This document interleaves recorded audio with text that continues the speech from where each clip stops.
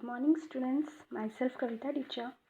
Today we are going to learn types of resources from the chapter Natural Resource. See, types of resources. Resources are classified on three types. First, on the basis of ownership, second on the basis of distribution center, and third on the basis of reavailability. See the first one, on the basis of ownership. On the basis of ownership, resources are classified on three types.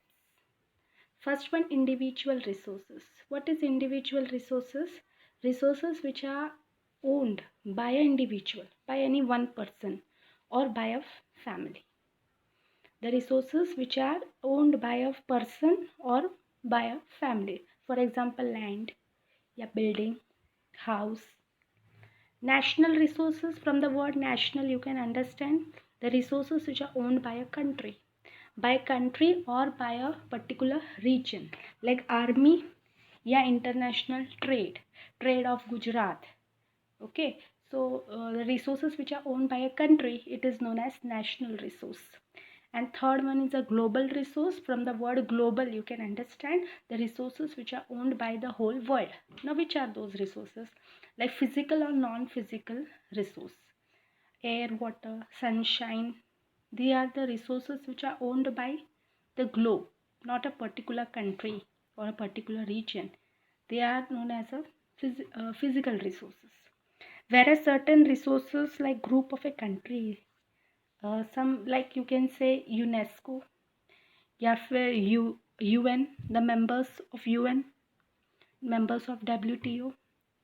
Like some of the countries are the members of particular organization.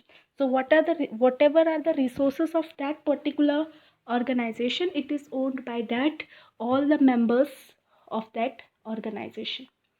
So on the basis of resources, one, individual, second, national, and third, global. So first one completed on the basis of ownership, second on the basis of distribution. Now on the basis of how the resources are distributed. First, certain resources are distributed universally. Everywhere you can find. You need not to go to a particular place. There only you can find that resource. Universal resources which are found in universe, like all the useful gases in the atmosphere. Example, oxygen, nitrogen. These are the resources which are available everywhere, which are distributed everywhere. Second, generally available resources. Generally means commonly. You need not to search for that resource.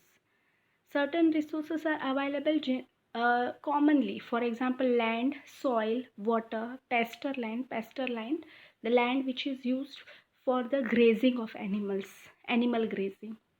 So generally available resources means commonly available. You need not to search for them. Rare resource, third time. Here how the resource is distributed, rarely. You have to find it. For example, minerals like coal, petrol, copper, gold, uranium, it is not available everywhere. It is available in limited place. That's why it is known as a rare resource. And finally, solitary resource. Solitary, meaning of solitary, it is found in one or two place only. Like cryolite, this is a resource which is found only in Greenland, where you cannot see any other place this type of this resource. So solitary means it is distributed in one place or more than one place, but not more than two. So universally everywhere, generally available, commonly available. Rare resources in limited place, solitary in one or two. So second is completed, that is resources on the basis of distribution. Third, on the basis of reavailability. Reavailability means here certain resources can be available again. Certain resources, once it is exhausted, it cannot be available. So here the resources are renewable and non-renewable on the basis of reavailability. See the renewable resources. Renewable resources are those which can reproduce themselves as per their usage according to time. For example, a tree is there. If you cut a tree, again it will grow. Birds are there, animals are there, it can reproduce themselves. Solar energy is there. Solar energy machines are installed to get solar energy. But sun rays are available plenty. It is never incomplete. So whenever we require, again we can install the machine and produce solar energy, wind energy, tidal energy. So they are available plenty in nature. It is never exhaustible. Once it is exhausted, again we can renew it. See, some resources reproduce themselves according to usage. That's why it is known as inexhaustible. Exhaustible मतलब खत्म हो जाना. Inexhaustible means वो कभी खत्म नहीं होगा. यहाँ पर renewable resources is inexhaustible resources.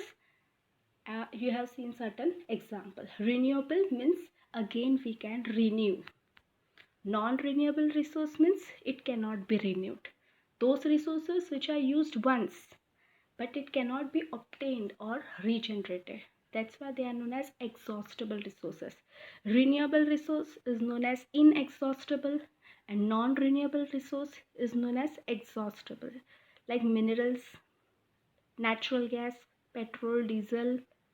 This, if you use once, the quantity will go on in reducing. It cannot be produced in near future. It will require crores of years, millions of years again to produce. Like minerals, natural gas and petroleum, it cannot be renewed again. So it is on the basis of reavailability. Certain questions are there. This question is from previous slide also. Like define natural resources. What are uses of resource? These two questions we have completed in last period. Third is how are the resources are classified. So we can say on the basis of ownership, distribution and availability. On the basis of ownership, what are the resources? What are the types of resources on the basis of distribution? And last, what are renewable resources and non-renewable resources? Can give with the help of example. Thank you.